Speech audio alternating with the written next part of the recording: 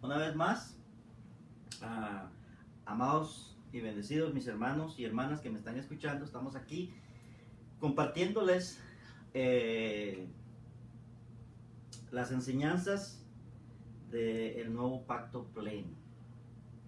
Y estamos estudiando el libro de Apocalipsis, pero de una manera, usted sabe, diferente, teniendo ya en mente lo que hemos venido estudiando con anterioridad acerca de que usted ubique los tiempos en que se escribió el Apocalipsis y que ese Apocalipsis ya no tiene nada que ver con nosotros el día de hoy. O sea, me refiero a los eventos que tuvieron lugar en ese tiempo.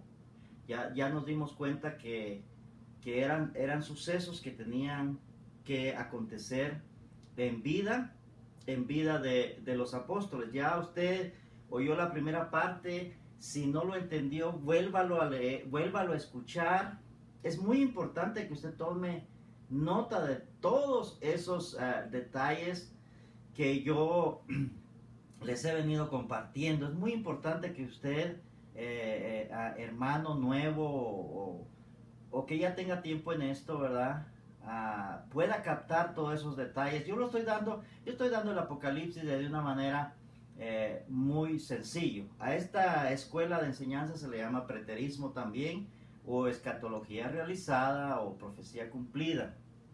Hay muchos hermanos que han escrito libros y que han plasmado esta enseñanza con muchos detalles bien específicos que yo no voy a tener tiempo de hablar de ellos por causa del tiempo, sino que yo quiero dar y compartir con ustedes el Apocalipsis de una manera muy sencilla y muy práctica para el cristiano común y sencillo.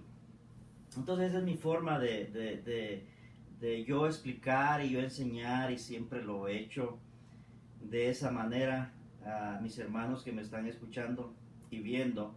Entonces, manteniendo, como les vuelvo a repetir, en mente siempre que el Apocalipsis se escribió en un tiempo de transición.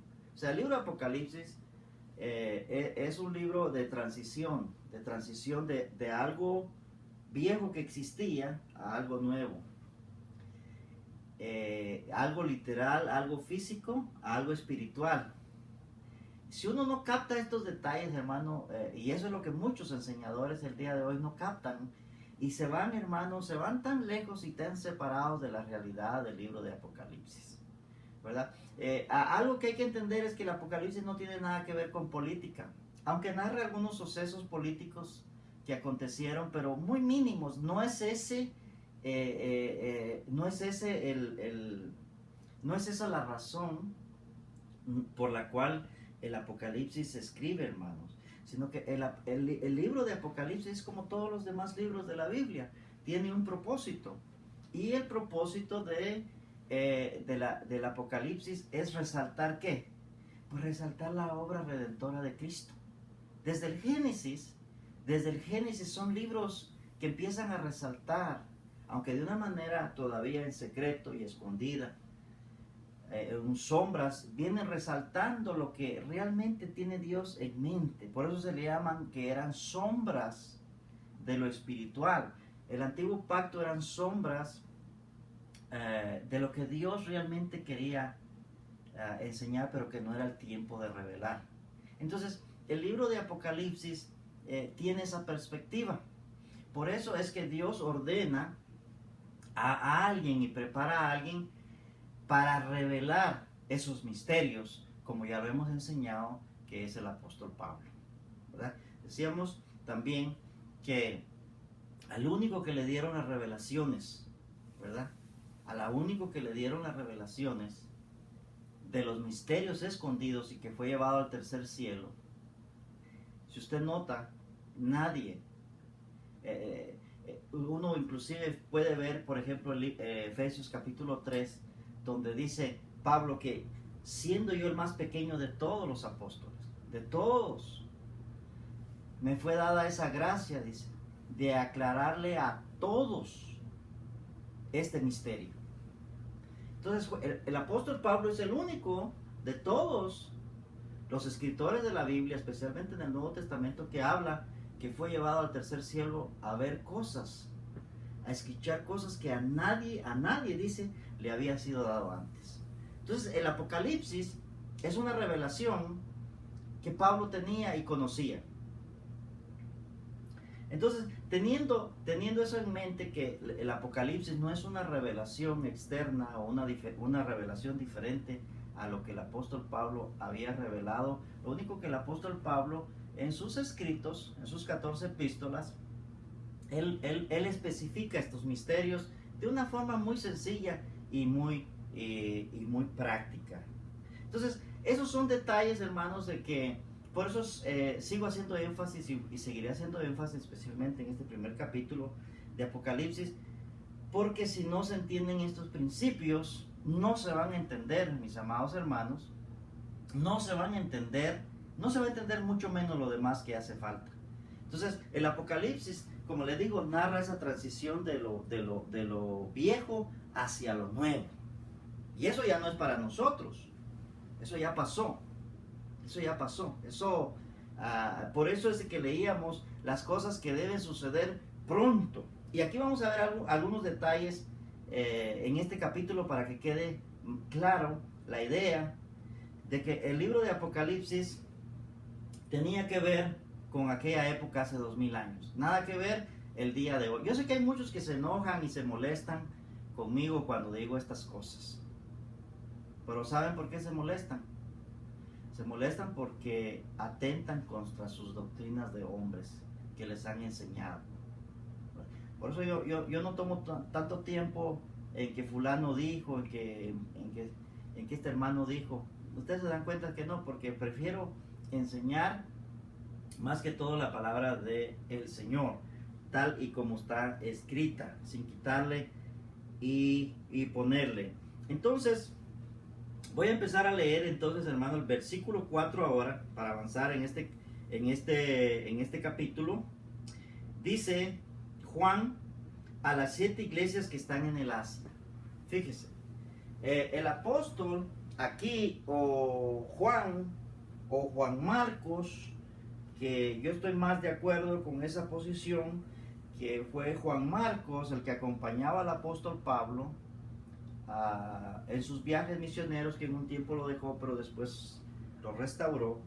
Fue el que escribió este libro y el que le estaba dando el mensaje a él, el ángel que le estaba comunicando esto a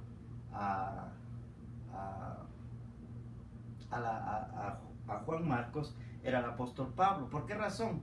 Porque fíjese que Juan Marcos o Juan quería adorar a este ángel, y él dice que era consiervo, ¿verdad?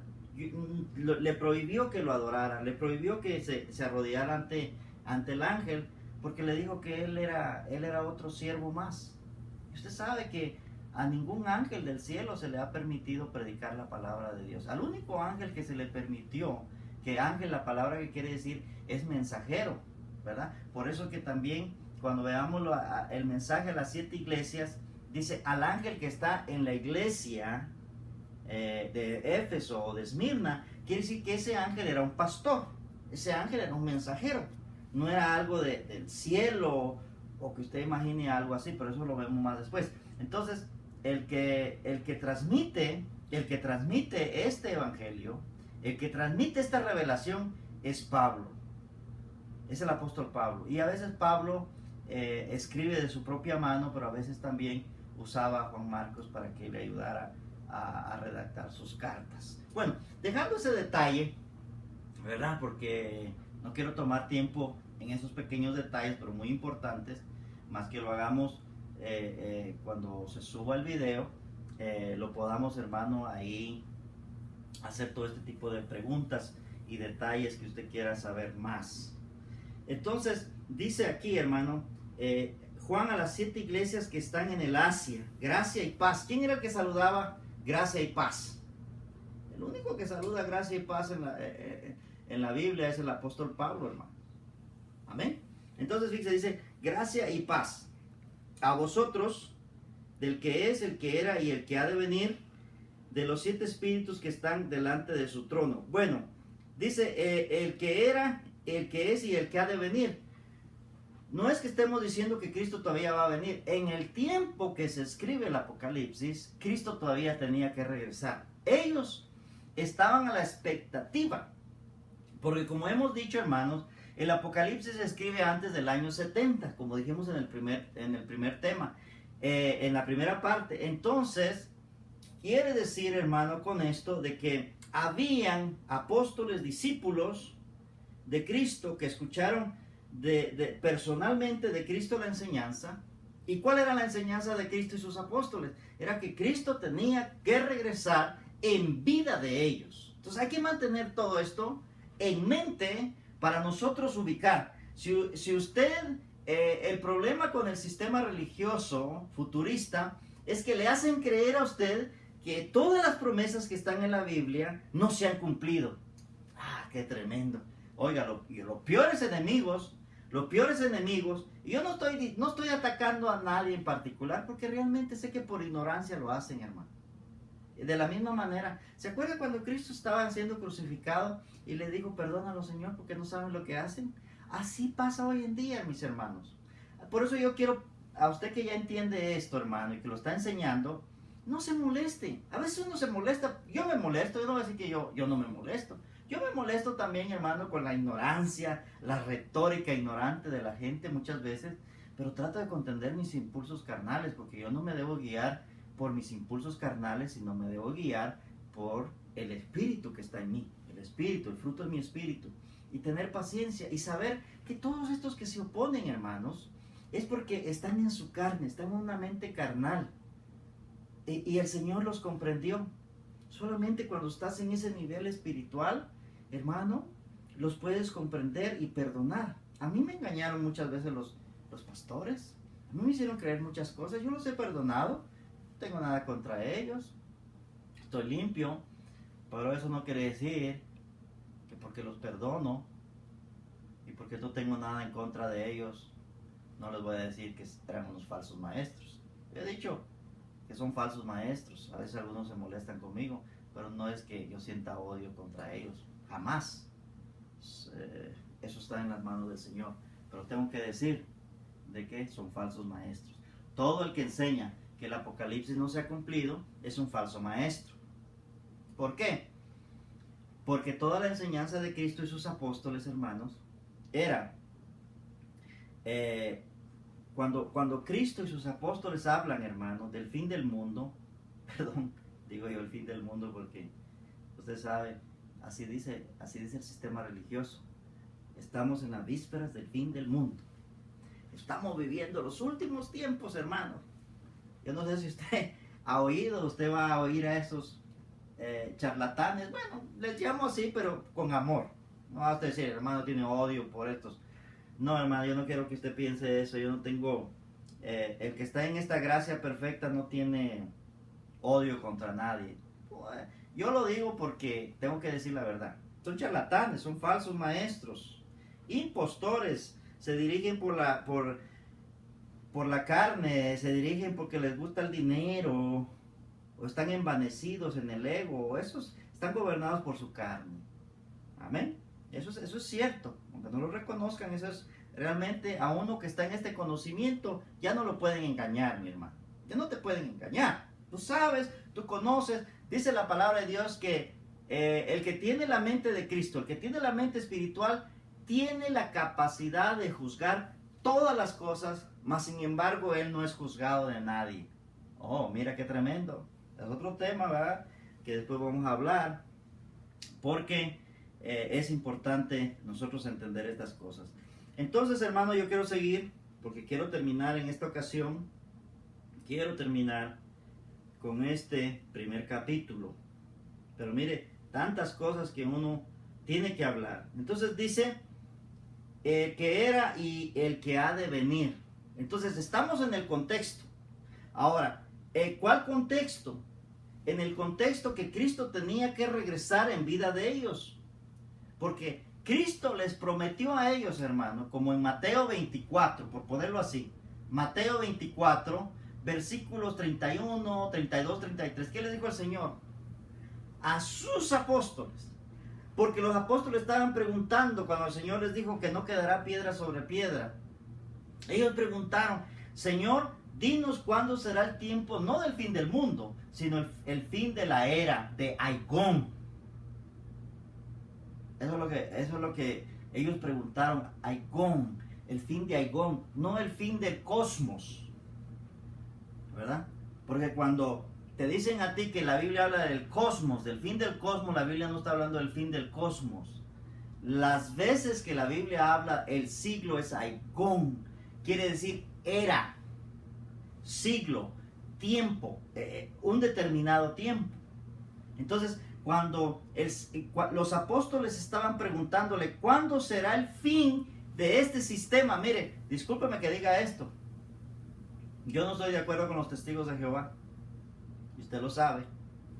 Pero ellos interpretan o aplican correctamente la palabra Aigón, que es siglo. Por eso le llaman el sistema de cosas. ¿Usted ha oído que ellos dicen siempre el fin del sistema de las cosas? Ellos interpretan en ese aspecto, ellos interpretan correctamente la palabra siglo, Aigón.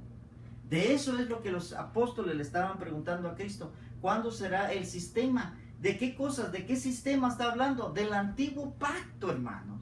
Por eso es que es tan importante que el cristiano que estudia la Biblia, el cristiano que está estudiando la Biblia, hermano, pueda captar, pueda entender que la Biblia es un relato que habla de la reconciliación de Dios con el hombre, que habla, hermano, de ese proceso, es lo que está hablando. La palabra no está hablando, la Biblia no está hablando del fin del mundo, ni de los imperios, ni del fin de nada de esas cosas, hermano.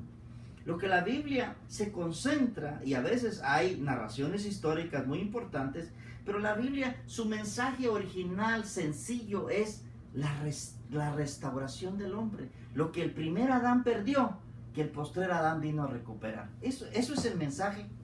Eso es el mensaje, mis amados hermanos, que usted pueda entender en esta noche. No sé si usted dice gloria a Dios. Si usted entiende eso que estamos hablando, está perfecto. Por eso es que dice el que era, el que es y el que ha de venir. Usted no puede decir eso ya al día de hoy.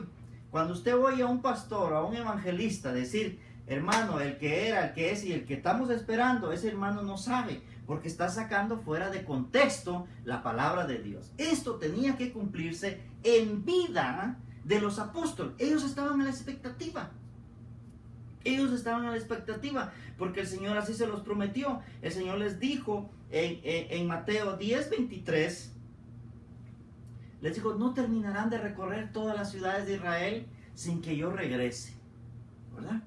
El Señor les dijo en Mateo 16:28, ¿verdad? Hay algunos de que los que están aquí que no gustarán la muerte sin que no vean mi regreso, mi segunda venida.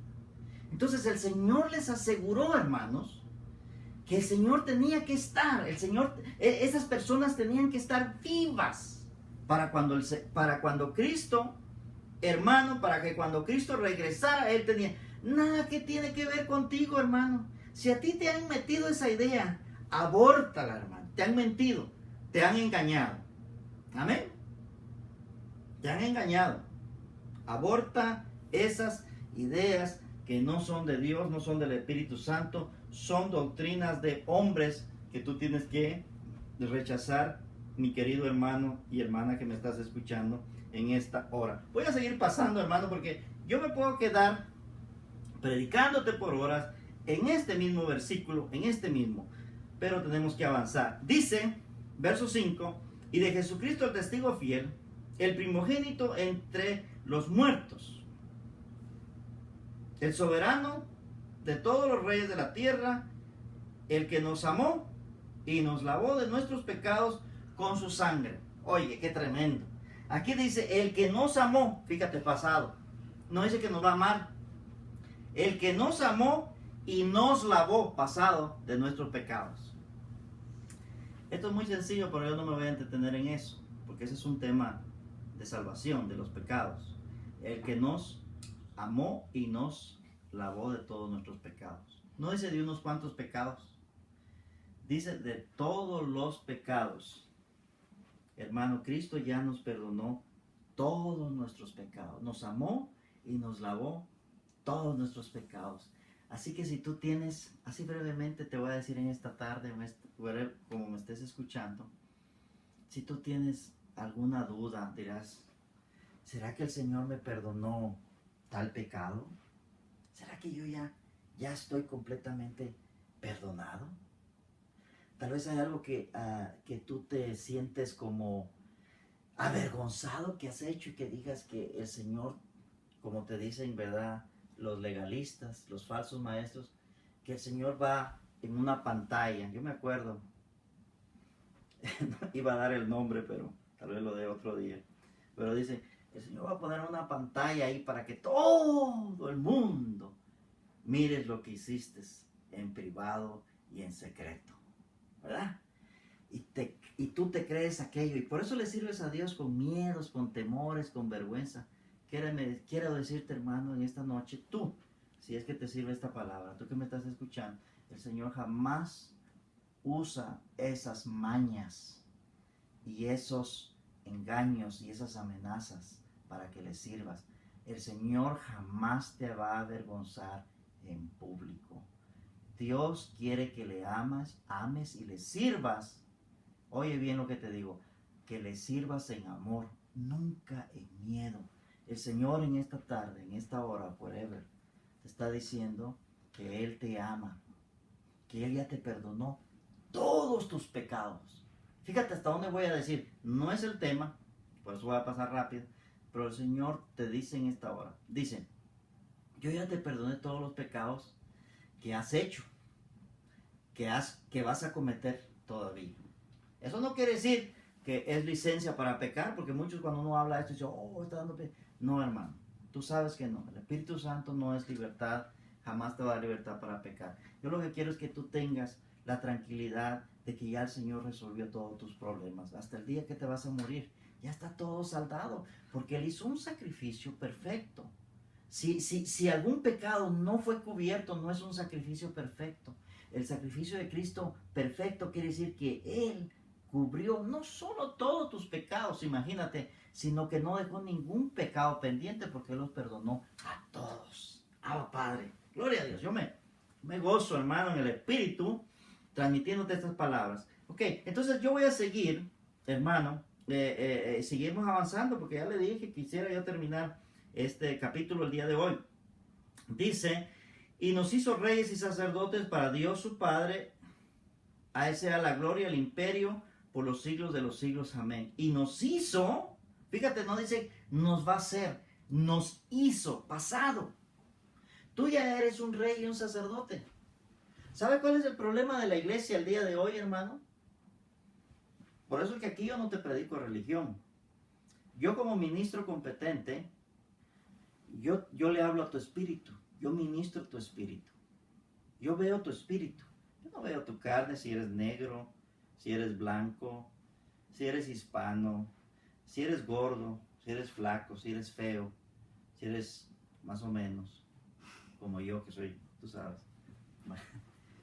No, yo no ministro tu carne, ministro tu espíritu porque el espíritu que tú tienes es lo que Dios ha engendrado, es lo que es imagen de Dios. Tu carne solo es un vehículo temporal que Dios usa, que Dios ha usado para que tú puedas manifestar el bien aquí en la tierra. Pero tú no eres carne, tú eres espíritu.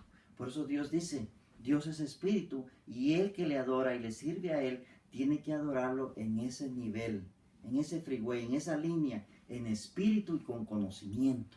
Dios no quiere un espíritu. Por eso que te voy a decir una cosa. Tú ya naciste salvo, ¿sabías eso? Eso es otro tema, por supuesto.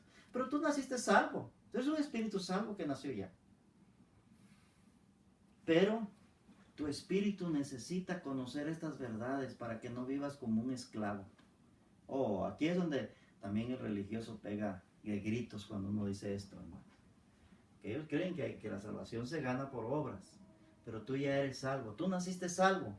Pero necesitas un ministro competente, ¿verdad? Que te instruya, que te diga tu posición que tú tienes en Cristo Jesús. Entonces, ¿qué dice la palabra de Dios? Que tú eres un rey. Entonces tú debes caminar, hermano, como un rey, como un sacerdote, como un real sacerdocio. Esto quiere decir, mi amado hermano y amigo que me estás escuchando, hermana, que tú no vivas de acuerdo a las circunstancias que te rodean. Esa es la fe del que está en el nuevo pacto, que no vive de acuerdo a las circunstancias, vive de acuerdo a la palabra. Ay, qué tremendo, hermano. Mira, si tú no vives de acuerdo a la palabra, déjame decirte, ¿para qué tienes Biblias? Hay gente que tiene tantas Biblias, que la versión Reina Valera, que la versión King James, que la versión de las Américas, que la Thompson, que etcétera, etcétera. Pero si no crees, si no vives de acuerdo a ese mensaje, de nada te sirve las Biblias que tengas. Tienes que vivir. Yo siempre he usado la Reina Valera, aunque muchos dicen que tiene sus defectos. Todas las Biblias tienen sus defectos, hermano. Pero el mensaje puro sigue siendo intacto. El mensaje se aplica a lo espiritual. Tú debes caminar entonces, mis amados hermanos y hermanas, tienes que caminar como un sacerdote, como un real sacerdocio, como una nación santa, como la Nueva Jerusalén, aunque el mundo se ría, porque el mundo, la mente carnal religiosa, nunca va a entender este lenguaje. Entonces tú no puedes vivir de acuerdo al qué dirán, de acuerdo a que si lo cree o no lo cree. Tú créelo. Por eso dice ahí, y nos hizo. No dice que nos va a hacer. Cristo, por eso que cuando hablamos de esto, hermano, es honrar lo que ya Cristo hizo. El proceso de salvación, el proceso de reino, nada de eso está pendiente, ni se puede posponer ya más, hermano. Ese es el peor engaño que hay de la religión, cuando te dije, no, hermano, es que lo tengo que ver con mis ojos, lo tengo que palpar. Señor lo reprendió eso, porque eso es lo religioso. Los religiosos decían, muéstranos tu reino, déjanos tocarlo, déjanos verlo. El Señor les dijo, no, mi reino no es de este mundo. Este reino de Cristo, hermano, es diferente. Es diferente a todos los reinos. Entonces hay muchos que predican un reino físico. Usted ha oído muchos predicadores, el reino de Cristo. Oh, nosotros predicamos reino, pero no lo entienden, hermano. Porque el reino de Dios no es físico, el reino de Dios es espiritual. Por eso que tú puedes, hermano, andar, tener un trabajito donde te paguen el mínimo. Eso no deja que tú eres un rey y un sacerdote. Porque el rey y sacerdote lo llevas por dentro, no por fuera. Y solo un hermano, un ministro competente, te puede ver en esa condición, no importando si apenas llegaste a la iglesia o a la congregación ese día. Te ve perfecto, te ve santo. ¡Wow! Dice, tremendo mi hermano. En su carnita está batallando. Esa carnita no le ayuda. Apenas llegó con esa guagua, con ese carrito ahí, esa chatarra. Pero llegó el rey. Llegó el bendecido. Llegó el amado. Hermano, esa es la manera como nosotros debemos educar nuestro lenguaje, porque así es como Dios nos habla. Dios nos habla, miren, somos reyes y sacerdotes. El mundo está loco. Ellos piensan que hay que ir a la escuela, hay que ir a la universidad para agarrar sus títulos. En Dios es Cristo el que te hace un ministro, te hace un rey y un sacerdote. Bueno, pasamos, hermano, al verso 7. Y aquí, que vienen las nubes. Yo creo que aquí voy a ir ya bajándole, hermano. No creo que vamos a terminar el capítulo. Pero aquí dice aquí que vienen las nubes. Fíjese. Todo ojo le verá, y los que le traspasaron, y todos los linajes de la tierra harán lamentación de él. Sí, amén. Yo soy el alfa y el omega, el principio y el fin, dice el Señor, el que es, el que era y el que ha de venir, el Todopoderoso. Una vez más, estos textos hay que entenderlos en su real contexto, hermano. Y aquí es uno de los textos que el sistema religioso mal usan, como toda la Biblia la manosean. Aquí la palabra de Dios dice, como estamos hablando que el Apocalipsis se escribió antes del año 70, y en el año 70, hermanos, fue un gran juicio, un juicio que el Señor dijo, no pasará esta generación sin que todas estas cosas sucedan. Entonces, hermano, en el año 70 vino un juicio del Señor que eliminó a todos sus enemigos, eliminó a todos los enemigos que habían contra lo que el apóstol Pablo predicaba. El apóstol Pablo predicaba que estábamos en un nuevo pacto. El nuevo pacto, hermano, que me estás escuchando, empezó el nuevo pacto, hermano, empezó en la cruz del Señor, en la cruz de Cristo. Ahí empezó con la muerte, el derramamiento de sangre y la resurrección de Cristo. Pero quedaron enemigos. ¿Y quiénes eran estos enemigos? ¿Cuál era el diablo? ¿Cuáles eran esas potestades, hermano, que seguían haciéndole oposición? ¿Verdad? Deme unos 10 minutos quizás, unos 10 minutos para yo cerrar este mensaje, hermano. Por causa de que quiero, pero puedo seguir por unos 10, 15 minutos. Mire, entonces, ¿cuál era? Había una oposición. Fíjese, Cristo ya reinaba, porque cuando Cristo muere y resucita, dice, todo poder me ha sido dado en el cielo, en el cielo y en la tierra. Pero ¿qué pasaba, hermano? Pasaba de que habían enemigos todavía que se habían que vencer. Usted era el diablo y todo. Sí, el diablo que existía, mi hermano, como si usted ya me ha escuchado, ya ha explicado quién era el diablo. El diablo es una acción de oposición. Por tanto, hermano, el antiguo pacto era una oposición. Que aunque fue clavado en la cruz, como dice Colosenses 2, 14, 15, fue clavado en la cruz el diablo y la ley, mas sin embargo no dejaron de existir totalmente. Se les dio un tiro de gracia, pero no desaparecieron. Por eso usted lee, fíjese, unos 30 años después, o más de 30 años después de la muerte de Cristo, que el escritor de Hebreos dice en Hebreos 8:13, al decir nuevo pacto, ha dado por viejo al primero, y lo que se da por viejo está próximo a desaparecer. Quiere decir, hermano, que 30 años o más de 30 años, 35 años después de la muerte de Cristo, la ley, el antiguo pacto no había dejado de ser. Estaba todavía, hermano, estaba todavía ahí sirviendo de oposición. Por eso Pablo decía, cuando escribe a los hebreos, si usted lo nota correctamente ahí, hermano, decía que los sacerdotes seguían y continuaban haciendo sacrificios según la ley de Moisés. Para ellos seguía siendo sagrado, seguían siendo puestos. Pero en la cruz se dio una sentencia. Yo lo voy a poner así, hermanos. Ojalá que usted lo entienda. Es como el día de hoy hacen un juicio, ¿verdad? Se lleva a cabo, se lleva, por ejemplo, a un reo, a alguien que ha cometido un grave delito, es llevado a la corte, es llevado, hermano, a un tribunal, es llevado a la corte, y ahí, hermano, se declara que es culpable, ¿verdad? Y que es reo de muerte. Y lo sentencian, el veredicto es que tiene que morir. Pero si usted se da cuenta, no lo ejecutan en el momento. Pero la ley dice muerte. Es condenado a muerte, o sea, se dio ya el veredicto que tiene que morir. Para Dios, por eso que en los términos legales, hermano, para Dios, en los términos legales espirituales de Dios, la ley dejó de ser, hermano, en la cruz.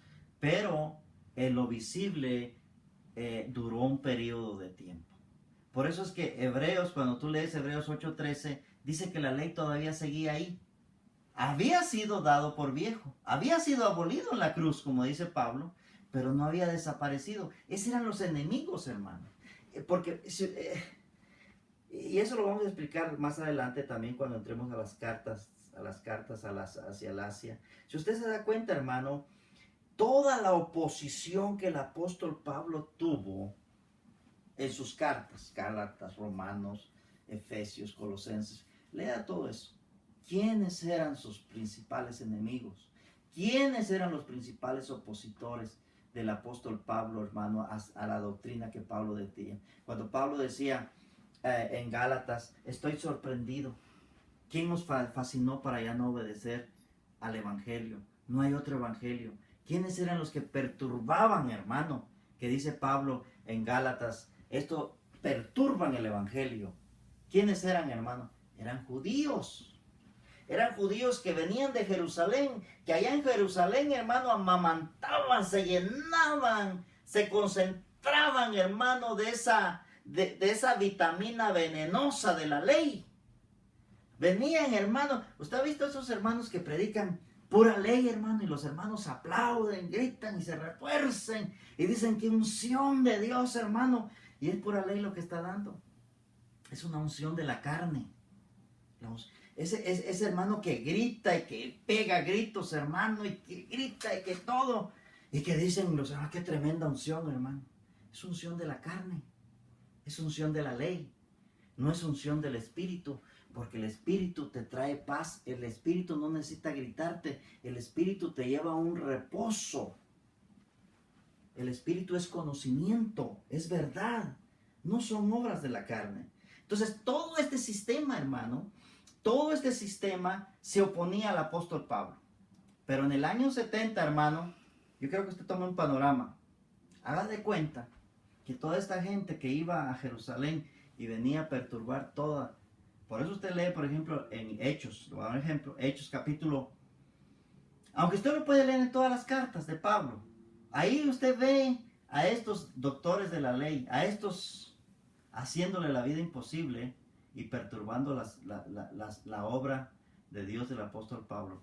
Pero, por ejemplo, en Hechos capítulo 15, ¿qué dice ahí? Al principio, dice, mas algunos que venían de Judea enseñaban, dice, a los hermanos gentiles, si no circuncidáis, oiga bien qué decían ellos, si no circuncidáis, si no guardáis la ley de Moisés, no puede ser salvos. Y dice que tuvieron una contienda ahí, grande, entre Pablo y estos hermanos. Eso nos da a nosotros, hermano, que los enemigos de este evangelio, de la gracia, del nuevo pacto, eran los judaizantes. Esos eran los enemigos que todavía no habían sido derrotados y tenían que ser derrotados. Por eso que en el año 70, mi amado hermano, en el año 70, oye bien esto, 40 años después de la muerte de Cristo, haz de cuenta, hermano, que le cayó una bomba atómica ahí en Jerusalén. Murió 1.200.000 habitantes. Oye, en aquellos entonces que una ciudad tuviera esa cantidad de personas, oye, era algo grande. Yo quiero que notes esto, hermano. Yo sé que a ti no te lo explican, digo, a los nuevos no les explican esto que me están oyendo. Pero, ¿te imaginas tú ahora que estamos viviendo en nuestros tiempos que un país dejara de existir completamente? Un país de México, el país de Centroamérica, que dejara de existir. Fuera una gran noticia, pues imagínate un terremoto que cae en una ciudad y mata a 10.000, 20.000, 50.000 personas. Es una gran noticia, ¿verdad?